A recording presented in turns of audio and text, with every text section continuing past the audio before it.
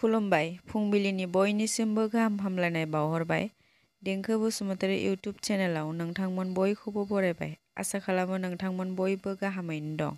दिनै 12 डिसेम्बर 2024 दिनैनि सेथि खौराङाव दं।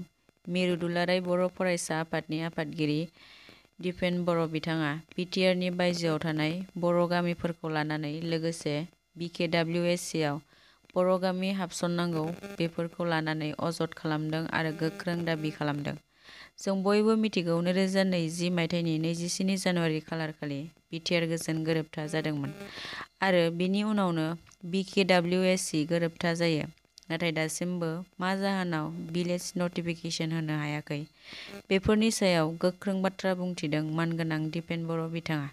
बिथाङा खौरां बिजोंनि गेजेरजों ओरैबायदि बुंथिदों दि बिकेडब्लिउएससिआव आसामाव थानाय कार्बि आंलं, डिमा हासाव आरो बिटिआरनि बादै जेसेबां गुबुन गुबुन काउन्सिल दं बे काउन्सिलाव थानाय बर'फोरखौ लाफानानै आरो काउन्सिलाव गोग्लैयै बर'फोरखौबो लाफानानै जथायै 12 लाख जे बर'फोर दं 36 समस्ति जे दानांगौ बे गासै बर' हारिखौ बिकेडब्लिउएससिआव खौसेयै थानो मोननांगौ।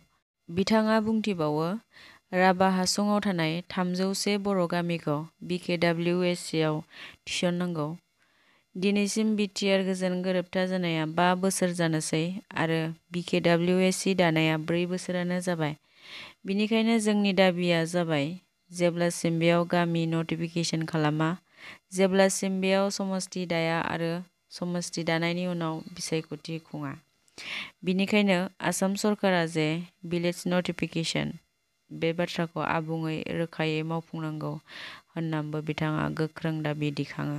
मैया 11 डिसेम्बर 2024 खालि तामुलपुर जिल्लानि 2 नं दङारगावआव ट्राइबेल इम्प'रियाम काम फुड क'र्टनि नब्लांखौ बिटिआरनि चिफ प्रमद बर' बिथाङा बेखेवना होयो। बे हाबाफारियाव बिटिआरनि एमएलए जलेन दैमारि, इएम धर्मनारायण दास, एमसिएलए पबित्र बर' आरो गोबां दैदेनगिरिफोर, रायजो राजाफोरा बाहागो लादोंमोन।